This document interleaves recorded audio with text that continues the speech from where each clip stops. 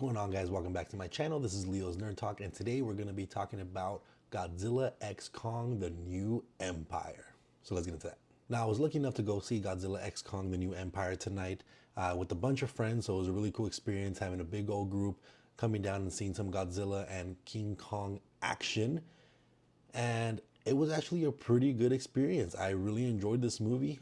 I mean, it takes place following the same characters of the last movie, with the young girl as well as the kind of leader of the Kong research laboratory at Monarch, and their kind of exploration of the Hollow Earth, trying to figure out a little bit more information about it, and kind of running into the tribe that we saw in Skull Island, and kind of uncovering some of the mysteries with that, and also defeating a new boss.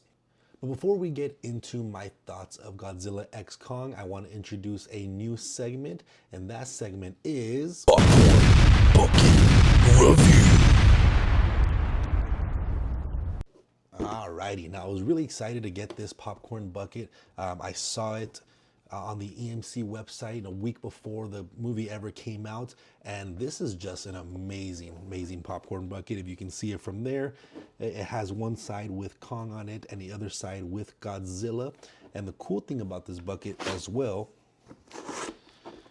is that you can split it. So if you have a cool date where you have someone wanting to root for Kong and someone rooting for Godzilla, you're able to split it and still be able to enjoy a lot of popcorn. This is a pretty big bucket as well, and I think the actual art design on it is extremely awesome.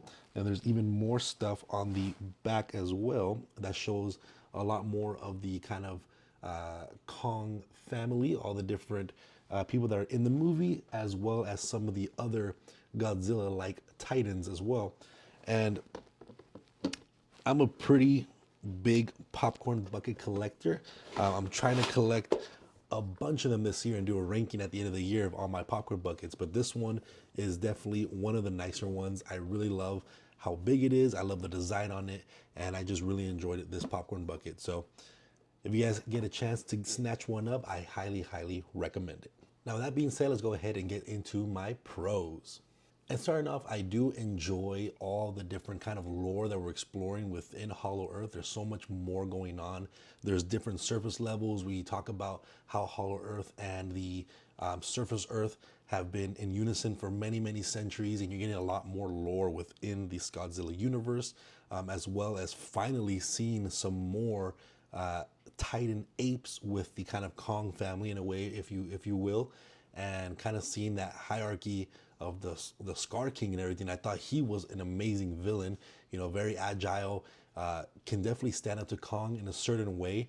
Obviously, he does need the help of Shimu, which is our new Titan, the ancient Titan, the original one, as they kind of talk about Shimu, and I thought she was a pretty cool Titan as well.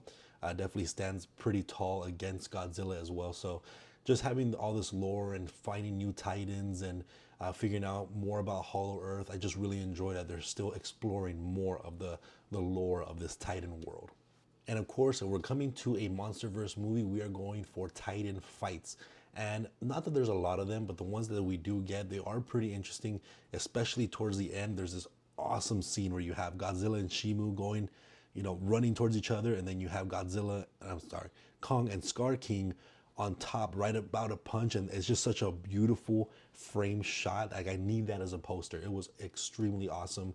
The final battle scenes, well, they're rather quick. I'll get into that later, a little bit later.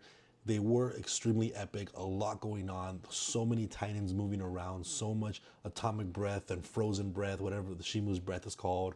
The new, you know, Gauntlet was super awesome. You have a little mini Kong, which was super helpful and adorable. So there was just a lot of awesome stuff, especially in that third act with all the Titan battles and all the different new technology and all the stuff that we were able to see on screen. It was definitely very dazzling and super awesome.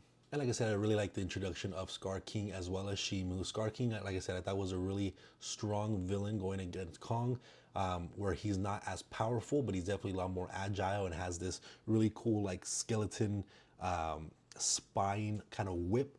That was a really interesting tool that he used. And then also with Shimu, I also like that they didn't frame her as a full villain. It was kind of more under the control the Scar King and stuff. So I thought that was a good way to introduce Shimu as this ancient titan that we see. And to not get into too much spoilers, I really enjoy also the way the movie ended.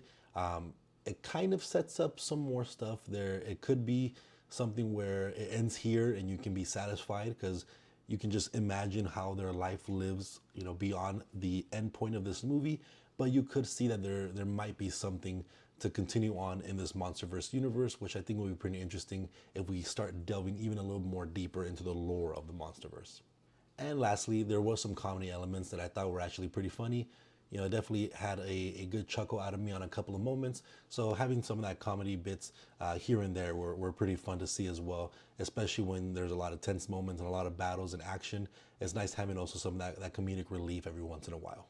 Now going on to my cons for me. And probably my biggest con is the whole Ewok tribe with the young girl. I can't remember her name off the top of my head right now. But I thought that whole kind of plot of the movie, subplot, if you will, was very dragged out, very long. It definitely made the first act a little bit boring at times. And I just felt like we took so long to kind of get to that final battle.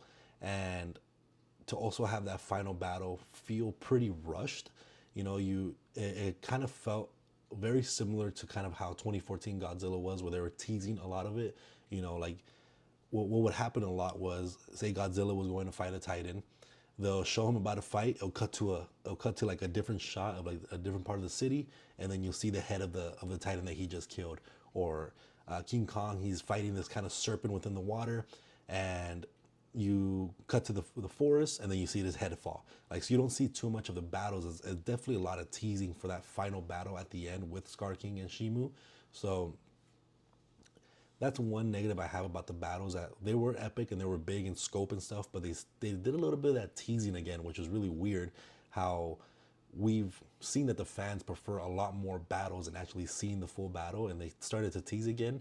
So it was a little strange in that sense, and I guess they kind of want to just hype up that end battle more and kind of go for that. But there was a lot of things that I wish they would have shown more of, those smaller battles towards the first and middle act. But going back to the Ewok tribe, like I said, it just felt like it was very long-winded, and there were so many scenes where it just was silent, because the Ewok tribe, they don't talk, they communicate through thoughts. So there was just a lot of just looking at each other and not saying anything, and you don't know what they're saying unless they sign it to you, and then you have the subtitles. But besides that, it was just very long and dragged out moments that felt honestly a little boring at times. And one thing that I thought was also kind of weird is that the majority of the movie, Godzilla wasn't really present. This definitely felt like a Skull Island 2, where you're focusing a lot more on Kong and all the kind of ape tribe and everything like that. And because Godzilla, for the most part of the movie, is kind of charging up in a way for a big battle. And then when you get to the final battle, Kong does most of the work, really, and I think Godzilla's power up would have been so much more awesome if it was used more. And I feel like they kind of put Godzilla in the back burner a little bit, which is a little unfortunate for me to see. But that final battle, there was just so much going on, so it was kind of hard to focus on one specific Titan or one specific battle. But I do wish we saw a little bit more of Godzilla in this movie. And that final battle was a little quick.